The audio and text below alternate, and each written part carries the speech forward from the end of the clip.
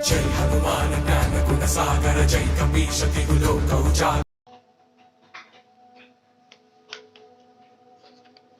అంజనాద్రిపై సంకటి కొరకై అఘోరాత్రములు తపస్సు చేసే వానర కేసరి కేసరి కుల సది పొందగా జనించినాడొక అసమాన బలోయుతుడు సంయుతుడు అంజనాసుతుడు పవన నందనుడు.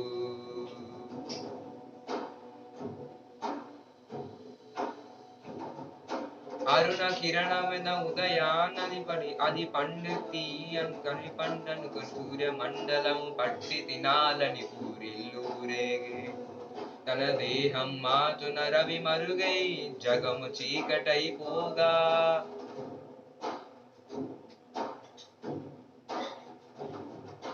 అది అమరేంద్రుడు గమనించి తన ఐరావతు అధిరోహించి ఆంజనేయుడి సమీపించి తన వజ్రాయుధమును విసరగా అని నందనుడు కాక చెందిన రక్త బిందువే విద్యుద్వేగంతో మరణిస్తని రంగకలిలో చచ్చి రంగకలింగు నగర శ్రీరంగ శుద్ధి గర్భము చేరియట.